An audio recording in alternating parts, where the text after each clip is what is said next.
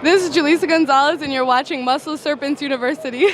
Dave Palumbo with Muscle Serpents University, and we're here at the Long Island Reptile Expo 2016, and I'm here with my newly born son, Logan Palumbo. This is his first reptile show.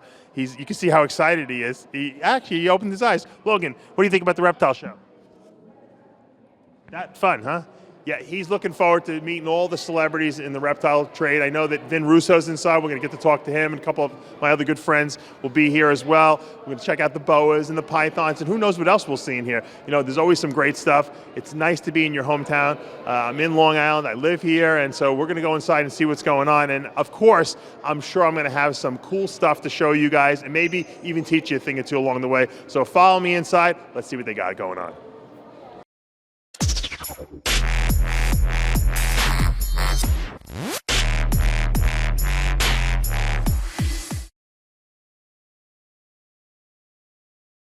I'm standing over here with Joe Consolini and our good old friend from JPC Boas, and we always try to look and find something new and exciting that you got. Now, this is an interesting color variation of the boa, and you kind of named it yourself. It's called the Creamsicle. Correct. Why? Because it looks like a creamsicle. That's a good reason. What's in this snake that you know of? This is a hypo albino, which is a sunglow, of course. Right. It was been selective breeding for the last 5 years to produce this, to get the coloring or lack of background coloring, where it's almost orange on white. So you've been selectively pulling just the best snakes out that have the least amount of noise in the background. Correct. And so this is kind of like a pastel-ish, if we want to, use the term. Correct. It's line bred, in other words. Yes, it is. Yep. With the albino and the hypo gene in there. Correct, combined And for the sunglow. And it created this like creamy-looking snake with very little noise. It's so, I don't see one speckle in it. None whatsoever. Amazing. And it's very reduced pattern, and the colors are just popping. Now, what does it look like without the albino in it? Because I noticed you have like het versions of this. Yep. Let me hold that one so we can show a comparison of it. You break it, you buy it. I know, I'm not breaking it. I'm on a spending freeze right now. Beautiful looking snake, very clean as you can see. This is just, there's no speckles, nothing. It's just amazing. And look at the het version, the non-albino version, also very clean. Correct.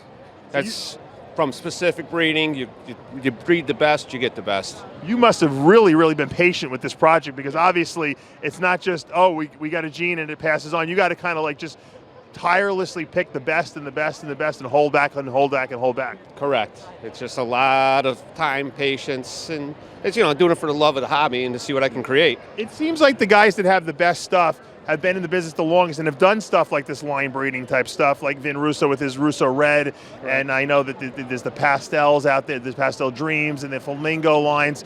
I think these are great because they're dominantly passed on.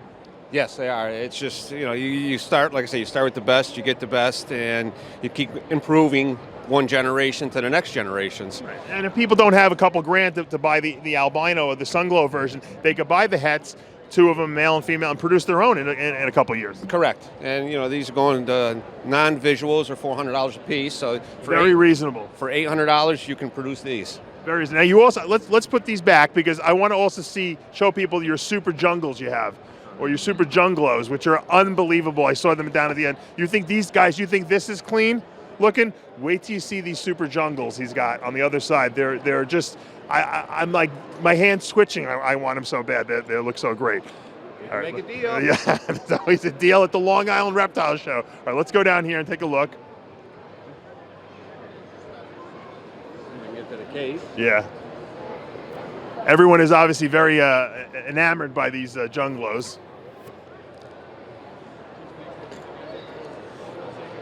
Now, a Junglow would be a jungle combined with a albino and hypo, correct? Correct. And then the Super Junglow is the super hypo albino jungle. Right, and then when you go to the Super Sunglow Super Jungle, you come up with... We can have a Super Jungle Super Sunglow. And this is just exquisite. So we got 2 copies of the jungle gene in here. We got 2 copies of the hypo gene in here and albino. Correct. And you could just see, there's nothing that could be cleaner than this. the jungle pattern gets whacked out in the super form, huh? Correct. Yeah, that's the reason for breeding them. The more jungle, the wackier the patterns. I think the jungle gene, and I know everyone likes it, but I think it's the most underrated because it can do the most in the super form. Correct, and there's so many different forms of jungles. I mean, you're not going to get two patterns. You're not going to get two jungles that look exactly like this. Right. It's just So the diversity is just there. Once you have the super jungle, what you can basically do is you can line breed super jungle for super jungle because, like you said, the pattern is different in all of them. Do you find that if you pick ones with similar patterns, you'll get offspring with similar patterns? Not necessarily. You start with good stock, of course, and you're going to get better stock. Two goods make better. I love the head. Look at that little mini Y. arrowhead or Y on the head. I mean, that's. I think we should name this guy Y because why not, right? Now, what would you like to put into this? What would be like the ultimate next step in this thing? Maybe blood?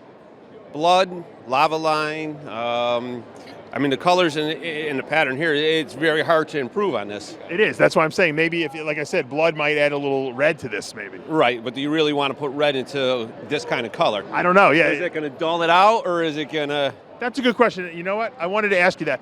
Do you feel that people, by putting too many genes sometimes into these animals, I know it happens in ball pythons all the time, they almost ruin the magnificence of what we're looking at. They ruin the specialness of the snake because they're putting too many genes and they kind of cloud each other out. Right, yes, definitely. I mean, to me, this is perfection right here. I don't think you can get much better than what this is right here. And how could I say more? I agree.